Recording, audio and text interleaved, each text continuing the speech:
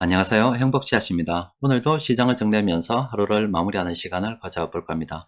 오늘 우리 시장은 코스피도 코스닥도 보합 마감이 되었습니다. 코스피는 0.05% 하락하면서 약보합 마감, 그리고 코스닥은 0.05% 상승하면서 강보합 마감이 되었습니다.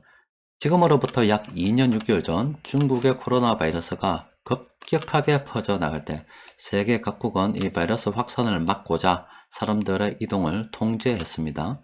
사람들의 이동이 통제되고 그에 따라서 수요가 위축이 되면서 시장에서는 돈이 급격하게 말라 들어갔습니다.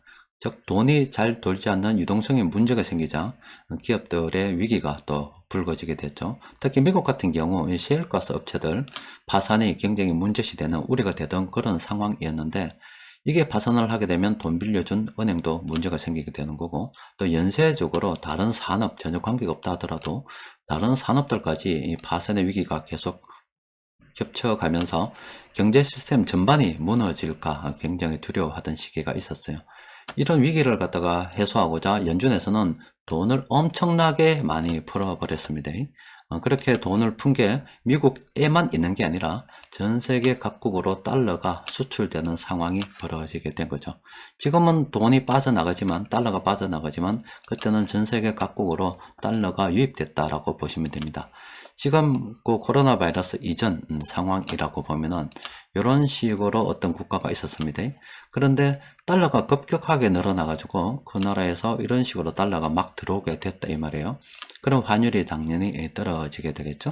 그러면은 수입하는 입장에서는 물가가 싸지니까 굉장히 괜찮습니다만은, 그 나라가 뭐 수출하는 물품에 대해서는 굉장한 손해를 겪을 수밖에 없습니다. 수출하는 기업들이 어려워질 수밖에 없는 거죠. 따라서 그럼 그 나라에서 달러가 급격하게 들어오게 되면 대처할 수 있는 방법은 이 원화량, 그 나라, 우리나라 지금 원화입니다. 한국 돈을 갖다가 늘리는 겁니다. 그러면 다시 이런 수준으로 상대적인 거니까 다시 환율이 되돌아갈 수가 있겠죠.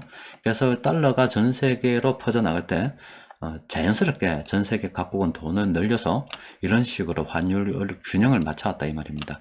그러니까 전 세계가 돈이 넘쳐나는 시기가 있었습니다.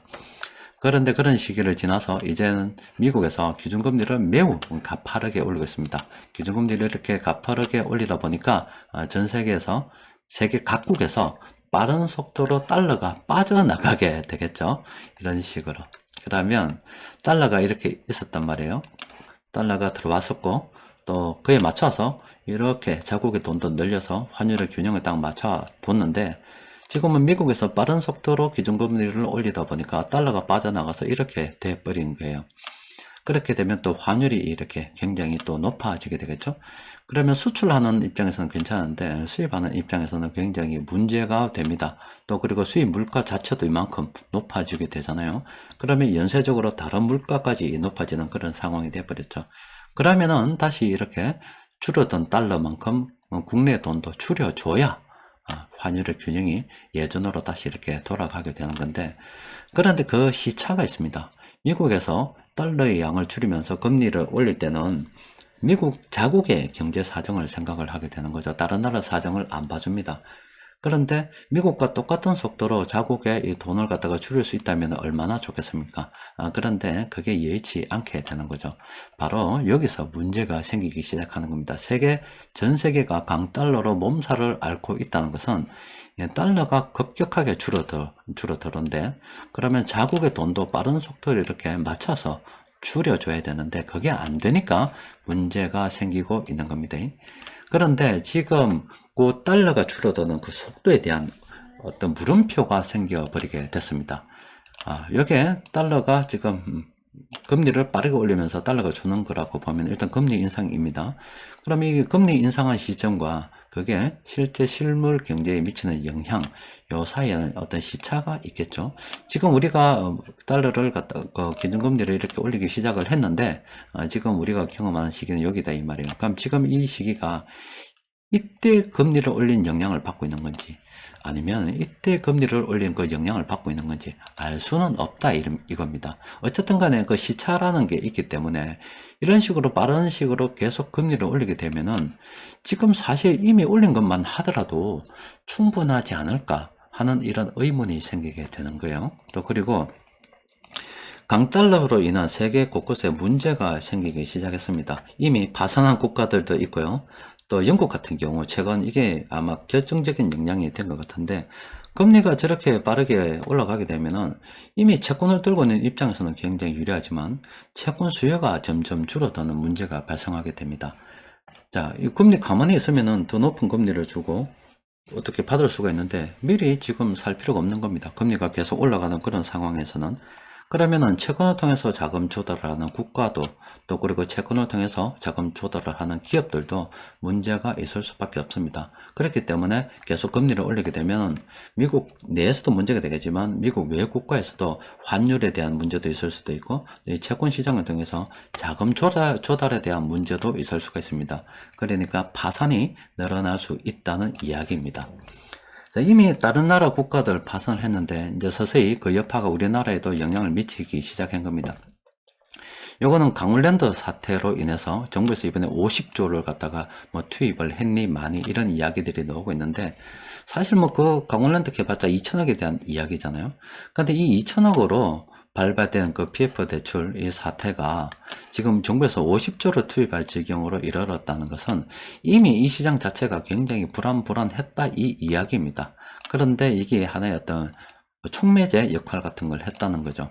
근데 이 PF 대출 뭐 여러분들 뭐 잘 알고 계시죠? 모르는 분들을 위해서 간단하게 설명해 드리면은, 여러분들께서 대출을 낼 때 담보를 가지고 대출을 내죠. 근데 이 PF 대출은 좀 다른 겁니다. 이 담보가 있는 게 아니라 어떤 사업을 하는데 쭉 프로젝트 처음부터 끝까지 보니까 이마만한 수익이 있을 것으로 예상이 된다. 그러면은 이마만한 수익이 있을 것으로 예상이 되기 때문에 이 프로젝트 자체를 보고서 돈을 빌려주는 겁니다. 담보를 잡는 게 아니라 이마만한 수익이 있을 것으로 예상이 되기 때문에 미리 돈을 빌려주는 게 어떤 면에서 보면 신용이 될 수가 있겠죠. 그럼 이걸 갖다가 진행하는 게 바로 이제 뭐 시행사, 건설회사, 뭐 시행사 이쪽에 되는데, 그러니까 최근 들어서 건설 PF 대출 쪽으로 돈 빌려준 게 한 150조가 넘는다 이런 이야기들이 나오잖아요. 그러면은 지금 우리나라에서도 이제 파산에 대한 이야기가 조금씩 나오고 위기가 퍼져나가는 겁니다. 사실 정부에서 돈을 50조 이렇게 지급한 거는 사실 맞지 않은 거죠. 그 달러의 양이 줄어들면 우리 국내 돈을 줄여는 게 맞잖아요. 영국 같은 경우도 최근 문제가 된 게 감세를 통해서 달러의 양이 줄어드는데 국내에 어떤 움직이는 돈을 늘리려고 하다 보니까 문제가 생기는 건데, 지금 우리 정부에서 돈을 늘려버렸단 말이에요. 그러니까 이건 문제가 될 수도 있다 이런 이야기 나오다 보니까 한국은행 총재가 나와서 큰 영향은 아니다. 사실 큰 영향이 될 수도 있지만은 아니다 하면서 사람들을 안심을 갖다가 시키고 있는 그런 상황입니다. 여튼 말씀드리고 싶은 것은 강달러로 인한 문제가 다른 나라 이미 망한 국가들도 있고요. 또 영국 같은 경우는 최근에 굉장히 불안했었고, 우리나라도 그 이제 파산의 위기가 이런 식으로 두려움이 하나하나 커지고 있다는 겁니다. 여튼 이렇게 안 좋은 소식들이 계속 조금씩 나고 있는데, 결과적으로 이 모든 것이 향하는 곳이 어디냐면은 어떤 국가가 망하거나 아니면 파운드 같은 정말로 국제 금융 시장에 큰 영향을 미치는 뭐 통화도 문제고 또 그 나라 국채도 문제고 이런 식으로 되게 되면 그 모든 위험은 다시 미국으로 부메랑처럼 되돌아가게 되어 있습니다. 그래서 앞서 말씀드린 것처럼 미국에서 금리를 빠르게 올려가지고 그게 과연 시장에 다 반영이 되었나? 좀 기다려 봐야 되지 않을까. 지금쯤에 멈춰서 시장이 어떻게 반응하는지 봐야 되지 않을까 이런 생각도 좀 드는 거고, 또 금리를 갖다가 빠르게 올리다 보니까 여러 다른 나라들 이제 파산에 대한 문제도 불거지기 시작하다 보니까 이제 속도 조절에 대한 이야기도 나오고 있는 겁니다. 또 게다가 여기에서 또 하나 시장에 호재가 될 만한 이야기들이 있는데, 바로 러시아에서 자꾸 이제 휴전 이야기를 하는 겁니다. 지금 러시아가 전황이 굉장히 불리하죠. 근데 사실 뭐 우크라이나가 잘 쏘아서 이렇게 뭐 휴전되는 게 아니라, 러시아가 휴전 이야기를 꺼내는 게 아니라 이 우크라이나라는 국가를 러시아가 침략을 했습니다. 침략을 했는데 아마 서방 국가들이 도와주지 않았으면, 특히 미국이 도와주지 않았으면은 진작에 우크라이나는 게임이 끝났겠죠. 그런데 미국은 또 여러 가지 전략상 러시아를 먼저, 중국과 러시아와 중국을 동시에 상대하기 어렵다. 이참에만 러시아 무기를 갖다가 동내버리고 하나에 지금 완전 날려버리게 되면 앞으로는 중국 하나만 상대하면 되기 때문에 좀 가볍다. 이런 전략적인 뭐 이유도 있었겠죠. 어쨌든 저기 러시아가 우크라이나를 침공했을 때 미국과 유럽연합이 도와줬습니다. 무기를 지원을 해줬고 그 결과 러시아가 지금 굉장히 불리한 상황으로 지금 처하게 돼버리게 됐습니다. 그렇게 되다 보니까 러시아 외무장관이 난리 나쁘습니다. 만약에 러시아가 패전하게 되면 푸틴도 위험한 상황이 될 수도 있거든요. 그러니까 자꾸 휴전하려고 이래저래 사방팔방 뛰고 있는데 아마 실제 휴전이 될런지 안 될런지는 러시아가 결정하는 게 아닙니다. 뭐 우크라이나 입장에서는 끝까지 가고 싶어 하죠. 이미 승기를 잡았다 생각하기 때문에 끝까지 가고 싶어 하는데 바이든 대통령이 과연 어떻게 할까에 달려 있습니다. 바이든 대통령이 휴전하는 게 정치적으로 유리하다, 뭐, 그래 싶으면 휴전이 되는 거고, 뭐, 이참에 뭐, 푸틴 내보내버려야 되겠다 싶다면, 휴전이 안 될 수도 있어요. 그건 바이든의 선택에 달려 있는 거죠. 여하튼, 이 전쟁이 어느 정도 정식이 된다, 그런 소식이 들려온다면은, 이 전쟁으로 인해서 에너지와 곡물 가격이 올랐던 건 사실이고, 또 그 영향을 미친 것도 사실이기 때문에, 그 물가에 조금 좀, 여유가 좀 생기겠죠. 그래서 요런 게 호재가 될 수도 있습니다. 그러니까 지금 상황이 여기까지 와 있는데, 지금 우리나라 같은 경우는 당면에서 바로 지금 부도 위기가 슬슬 나오고 있는 그런 상황입니다. 뭐 아직은 시장이 좋지 않습니다. 그런데, 아직은 미국에서도 기준금리를 이번에 0.75% 올리고, 또 다음 달에도 12월 달에 올릴 수도 있어요. 그런데 시장에서 지금 이야기하는 것은 뭐냐면은, 기준금리를 0.75% 이번에 올리는 건 알겠다 이 말이에요. 그런데 이번에 FOMC 회의에서 연준 위원들이 이제는 금리를 올릴 만큼 올렸고 또 그리고 현재 여러 가지 상황상 잠시 금리를 올리는 속도를 좀 조절해도 안 되겠나, 멈춰서 한번 시장이 실제 어떻게 되는지 좀 점검도 해봐야 되지 않겠나. 어쨌든 이 얼마 전만 하더라도 강력한 금리 인상에 대한 이야기들 뿐이었는데 속도 조절에 대한 이야기가 나오지 않을까. 그러면 실제 우리가 속도 조절에 대한 희망을 품어도 되지 않을까. 이런 기대감이 시장에 계속 반영이 되고 있다라고 보시면 됩니다. 그러니까 제가 볼 때는 금리 인상 속도 조절 될 것 같습니다. 왜냐하면 세계 곳곳이 지금 버티지 못하고 있습니다. 미국은 버틴다 할지라도 지금 다른 나라들 문제가 심각하게 불거지고 있기 때문에 결과적으로 다른 나라 문제 생기면 미국도 두드려 맞는 것은 시간 문제입니다. 그래서 지금쯤은 속도 조절 이야기가 나올 법하고 또 시장 전반적으로 많은 종목들이 하락을 했고 하여튼 여러 가지 정황상 봤을 때 이 희망을 좀 가져볼 만한 시점은 됐다, 이렇게 판단이 됩니다. 그러니까 돈이 있다 그러면은 조금씩 물량을 사모아 가야 되겠죠. 사람들은 착각을 하는 게 뭐냐면 항상 이렇게 시장이 뭐 오를 때도 있고요, 떨어질 때도 있고요, 뭐 이런 식이잖아요. 변곡점을 가지고 움직이는데 자꾸 이걸 찾으려고 해요. 이걸 찾는 것은 불가능합니다. 이걸 누가 찾아요? 불가능하고 적어도 여기점이란 건 다 알죠. 여기점이라는 것은, 여기점이란 것은 다 압니다. 그러니까 여기점일 때 그냥 여유롭게 물량을 분할 매수해 가는 겁니다. 일단 분할 매도해 가는 거고, 그렇게 바라봐야 되겠지. 항상 뭐 여기 오늘 뭐 어떻고 내일 어떻게 되는 하루 만에 그렇게 급변하는 거 아닙니다. 이 시장은 마치 큰 유조선, 아주 큰 배가 유턴을 하듯이 U자 그리면서 이게 턴을 하지, 뭐 어떤 산처럼 뾰족뾰족한 산처럼 어제 다르고 오늘 다르고 이렇게 턴하지 않습니다. 그러니까 지금쯤은 바닥에 대해서 생각해 볼 때도 됐다. 여유가 있다 그러면 물량은 모아갈 때도 됐다. 그런데 시장에 지금 돈이 말라있는 건 사실이기 때문에 파산의 위험이 커질 수밖에 없다. 그러면은 자연스럽게 기업의 재무 상태 확인을 해 봐야 되고, 현금 유동성 문제가 없는 그런 기업들 투자를 해야 된다. 실제 외국인 투자자들은 우리로 치면 시가총액이 큰 그런 기업들 매수를 하고 있는 게 최근 수급을 통해서 확인이 되잖아요. 그럼 우리도 그런 쪽으로 따라 들어가는 게 좋겠죠. 오늘 시장 수급을 보면은 이렇게 전기전자 이쪽으로 외국인들이 많이 매수했고, 나머지 의약품 이런 업종들 좀 매수가 됐습니다. 그래도 세력들이 매수한 뭐 업종 종목들이 좀 있기 때문에 살펴보니까 12개 종목 이렇게 검색이 되어 있습니다.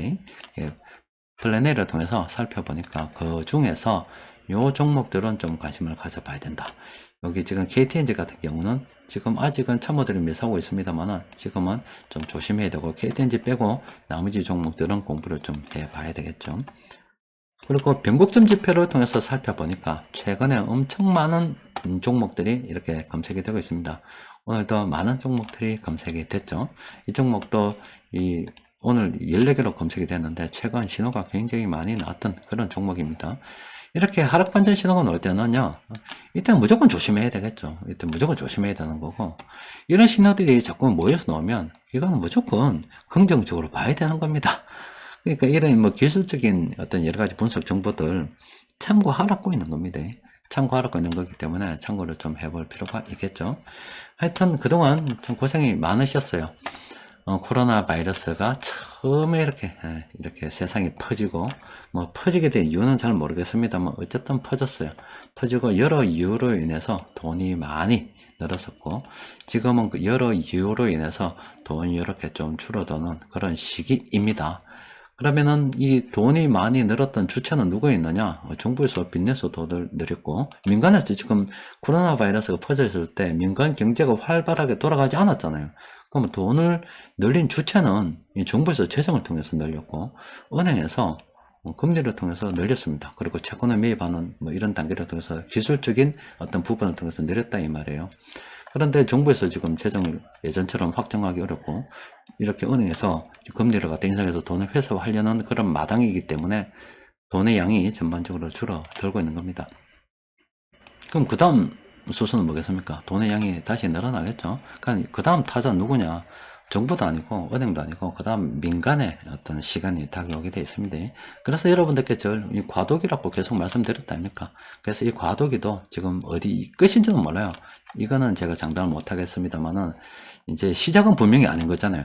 금리를 올리기 시작한 지 시간이 좀 지났기 때문에. 그럼 중간에 어디쯤 와 있다 이 말이에요. 3분의 2점 왔을 수도 있고 5분의 4점 왔을 수도 있고 그건 알 수 없지만 지금은 바닥에 대해서 충분히 생각해 볼 만한 시기가 됐다 이 이야기입니다. 하여튼 러시아가 정말 휴전이 될런지 아니면 바이든 대통령이 푸틴 대통령의 생명을 연장시켜 줄런지는 알 수 없겠습니다. 하여튼 뭐 그거는 정치적인 상황에 좀 놓여 있습니다만은 악재가 하나 지금 제거되려는 그런 상황이고, 또 새로운 악재가 하나 또 탄생이 됐죠. 강력한 지금 공산주의 국가가 또 하나로 똘똘 뭉치는 중국이 지금 태어나 버리게 됐습니다. 또 새로운 위기는 또 삭트고 있습니다만은 항상 이 주식시장 아니면 이 투자에 있어서 모든 것이 완벽하게 편안한 상태는 절대 없습니다. 위기가 어느 정도 있으면서 그걸 그냥 안고 가는 거예요. 위기가 있는 거 알고 있습니다. 그냥 안고 그냥 가는 겁니다. 하지만 어쨌든 간에 지금 고점은 아닌 건 확실하잖아요. 그렇다고 해서 뭐 싼 건 맞잖아요. 시장이 많이 떨어져 싼 거는 맞는 거고. 그럼 그에 따라서 자신의 상황에 맞게 대응해 가는 거지 누구한테 물어볼 필요도 없는 겁니다.